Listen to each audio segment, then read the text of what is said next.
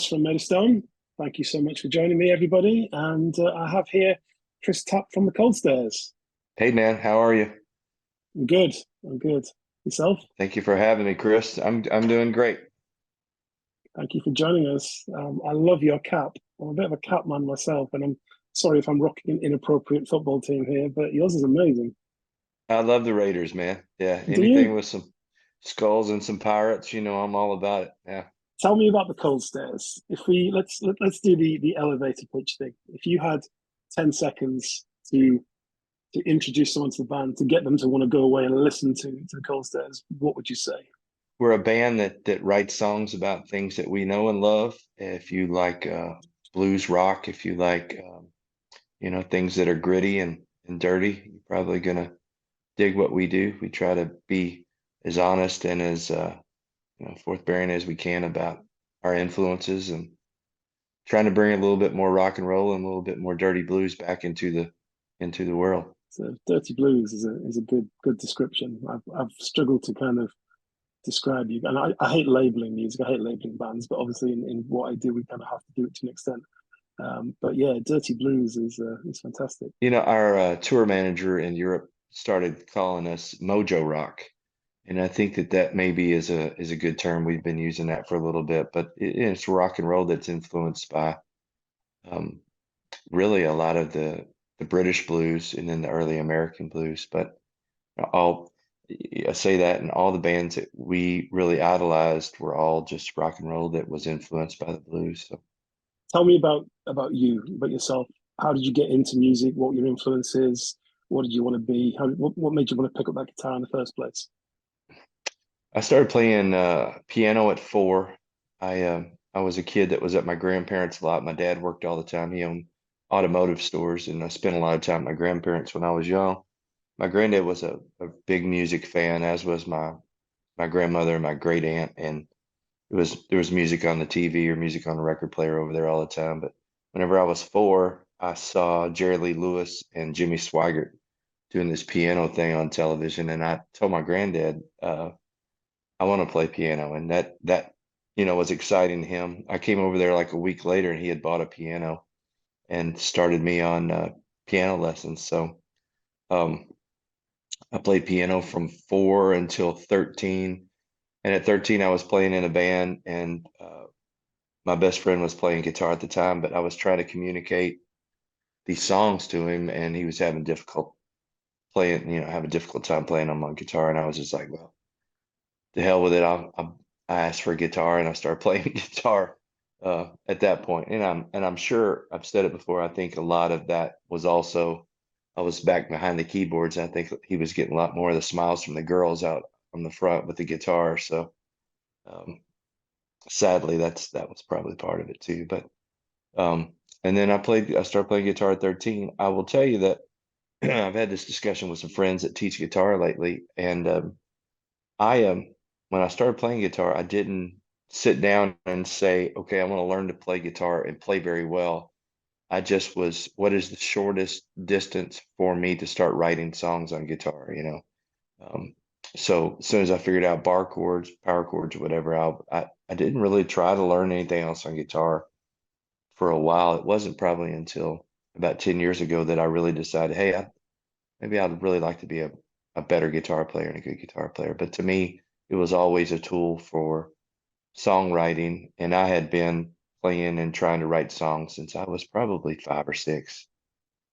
So I love guitar. And but to me, it's a tool for songwriting, and that's always been my thing. So I played in bands all the way. I my dad was pretty blue collar. I come from a middle class family here, and we always were having something to fall back on.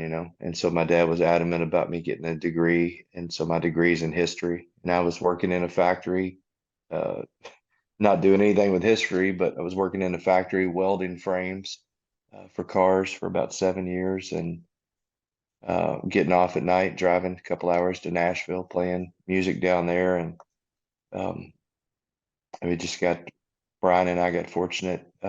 We played in some bands off and on that did fairly well, but didn't get over the hump. And then in 2012, we really started doing the cold stairs thing, and it really took off enough that I was able to kind of quit the other jobs and focus on just purely music.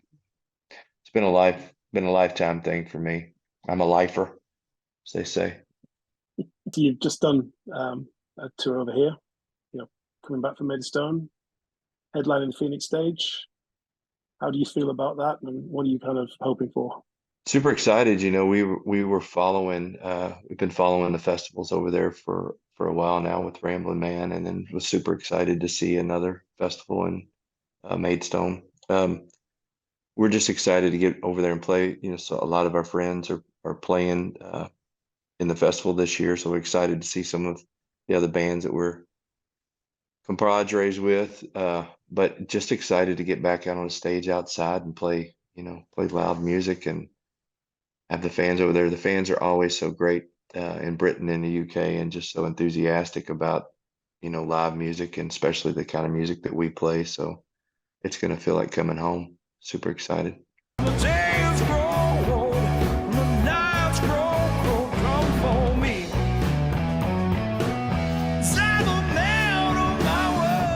We came over in 2019 for the first time and played a festival in Sweden, and we kind of figured out then that we were doing well in the States, but the appetite for kind of what we were doing was even better overseas.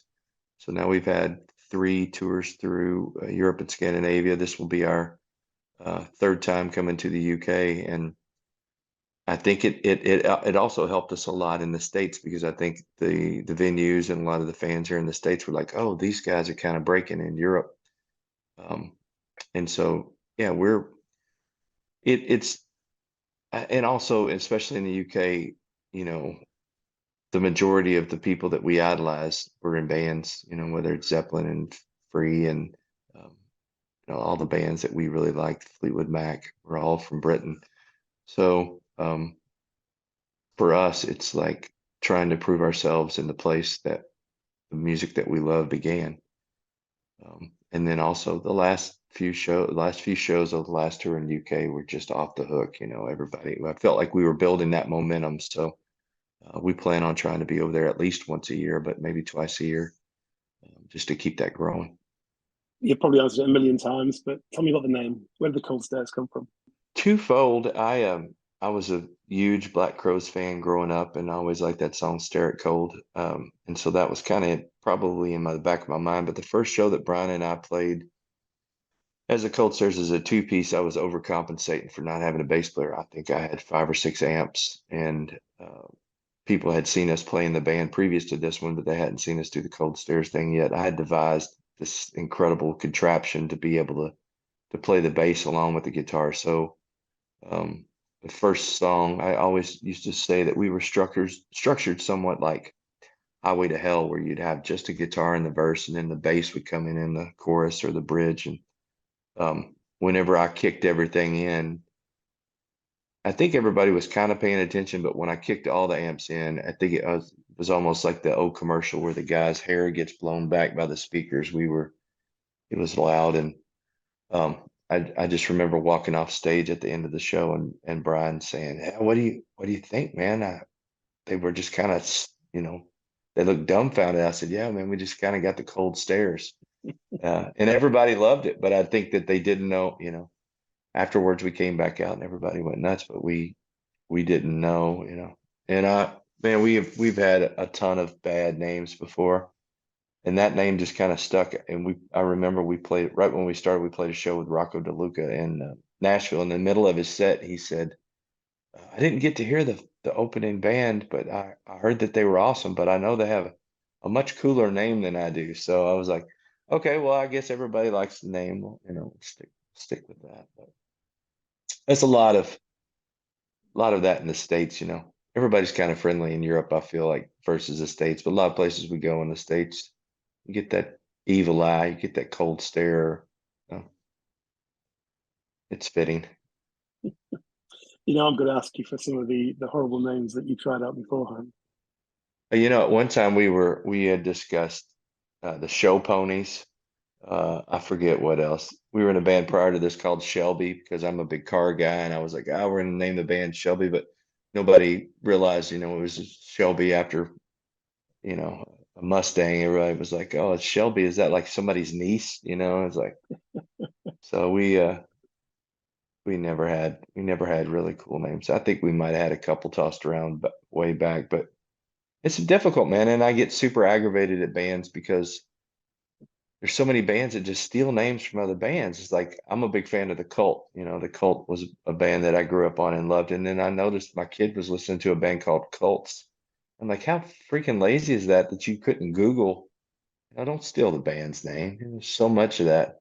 I feel like a lot of times now they change a syllable to or Yeah. change a letter in there to like a exclamation mark and feel like it's okay to call it that. It's just lazy, man. Briefly run us through adding Bryce to the band. What was the kind of thoughts behind what brought you to that point?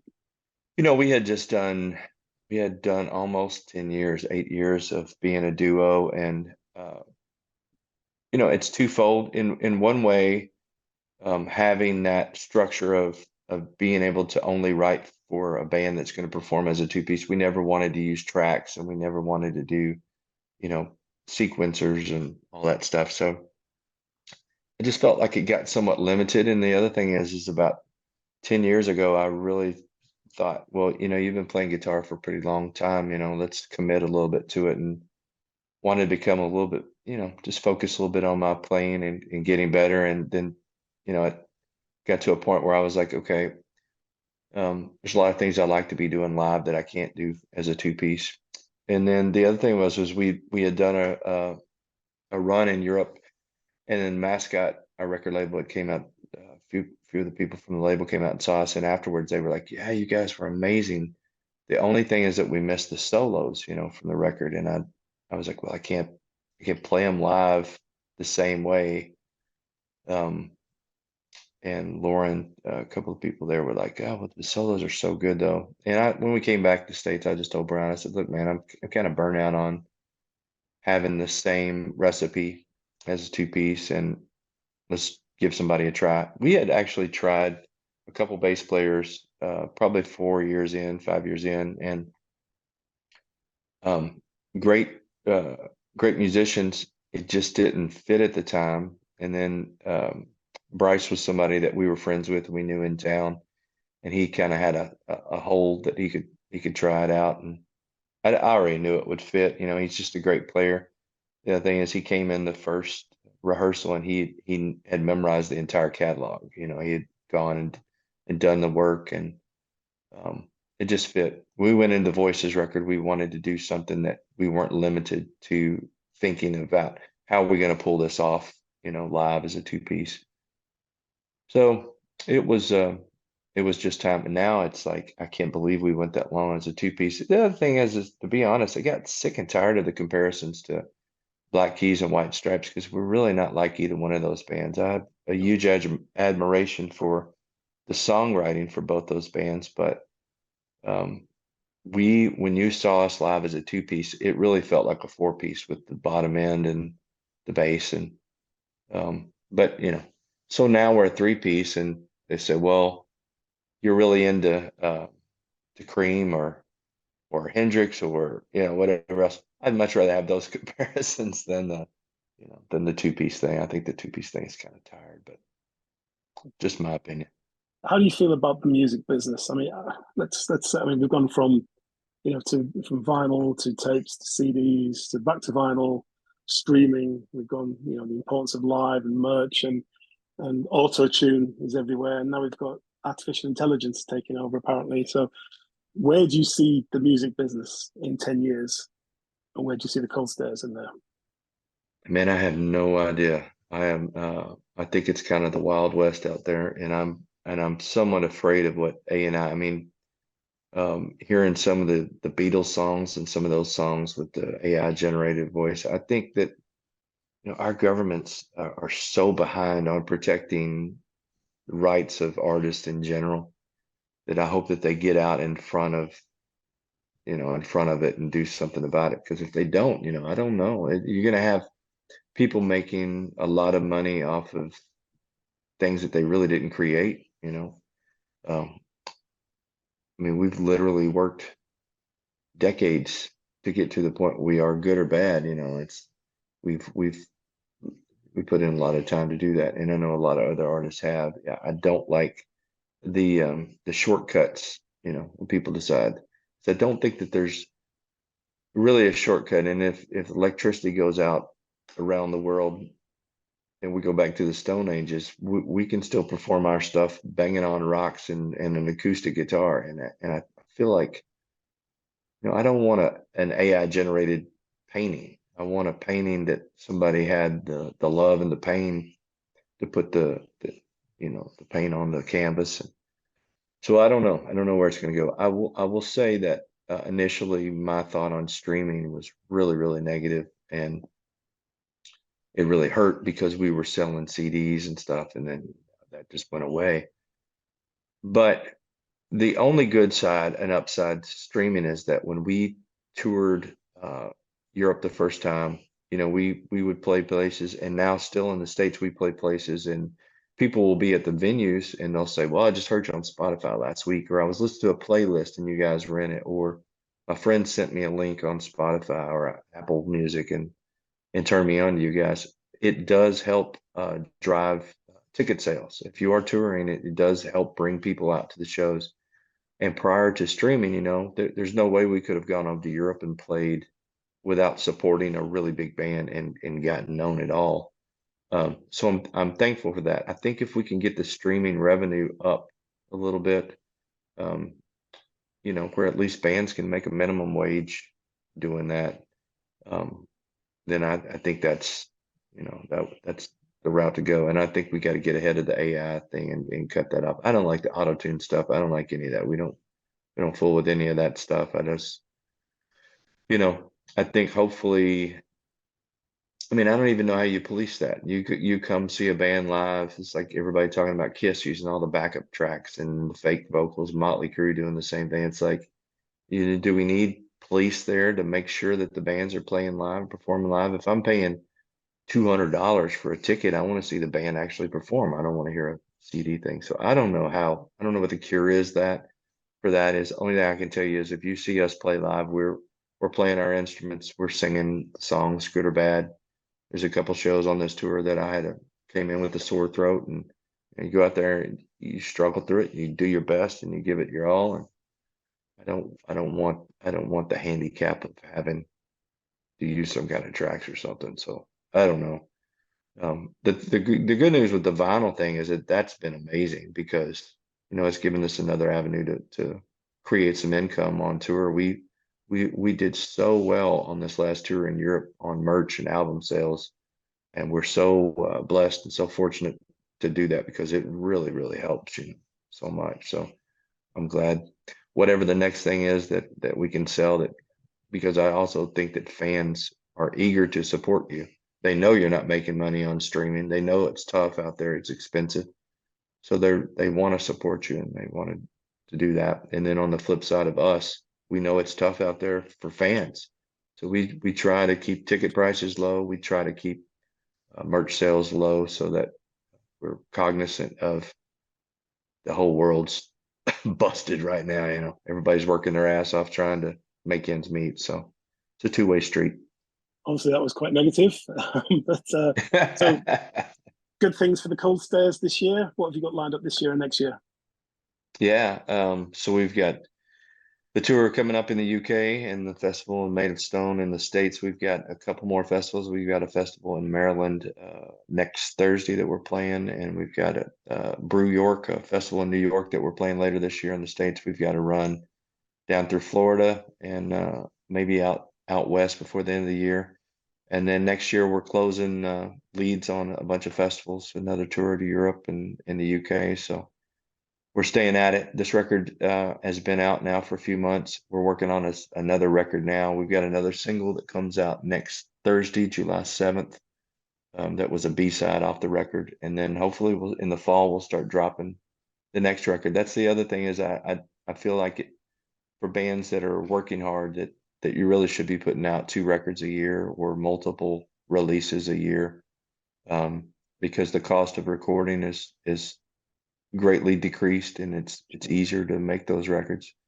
So I feel like we're lazy if we're not, that's our fortitude really is, um, being able to write and record ourselves. We've always produced our own records and done well. I've always written all our stuff. So start dropping a new album in the fall, and then hopefully have another one in spring or early summer next year. Just keep working. Great stuff. So where can everybody find the Cold Stairs? We're easy. It's just thecoldstairs.com, Facebook, Instagram, YouTube, Twitter. It's always just / the cold stairs. So we're easy to locate. Good stuff. So Chris, thank you so much for joining me. It's been a pleasure. And I'm looking Thank you forward for to having me, meeting you Chris. at Maid Stone. Yeah, we can't wait, man. Great, guys. If you haven't got your tickets for Maid Stone, maidstonefestival.com. Come and see the Cold Stairs. They're headlining the Phoenix stage on Saturday, the 22nd of July. It's going to be great. See you there.